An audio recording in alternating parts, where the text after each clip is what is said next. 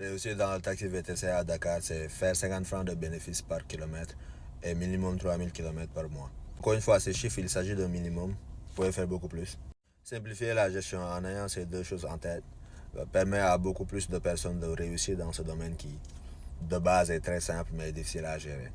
Dès que la déillusion se fait, beaucoup vont vendre le véhicule, ou plutôt ce qui reste du véhicule après 2 ou 3 mois. Mais si vous êtes sérieux et que vous voulez vous faire de l'argent dessus, il y a moyen en traquant juste deux KPI majeurs. Il s'agit du bénéfice par kilomètre et du kilométrage.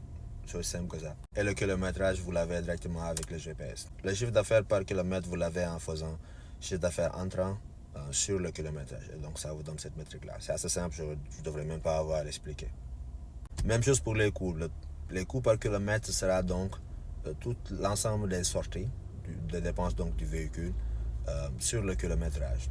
Donc dans ces dépenses-là, vous allez considérer tout ce qui est vidange, panne, paiement des chauffeurs si vous avez des paiements à faire, même le paiement de l'abonnement du GPS. Donc tout ce qui est dépenses du véhicule. Maintenant que ces définitions sont faites, réussir dans le VTC ou tout type d'investissement dans le transport, c'est maîtriser ces deux informations, le bénéfice par kilomètre et le kilométrage.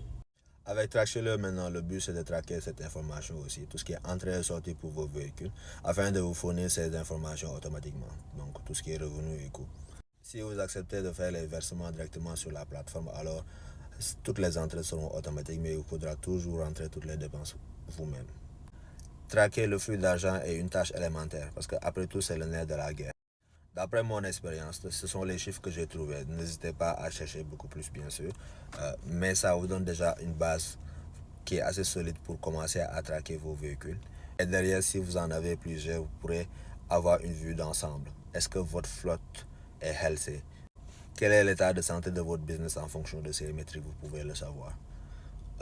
Un kilométrage minimum veut dire aussi que le véhicule est en train de circuler. Il n'est pas en panne, le chauffeur roule.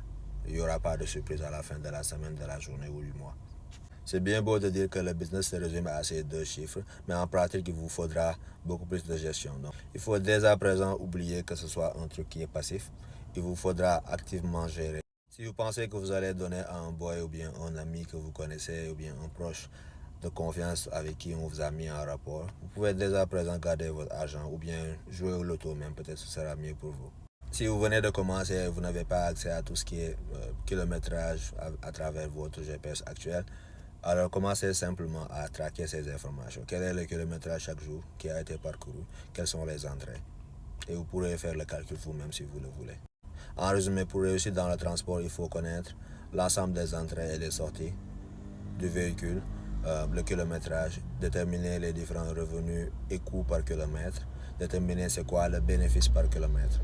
Et en fonction de l'activité, vous connaîtrez les minimums.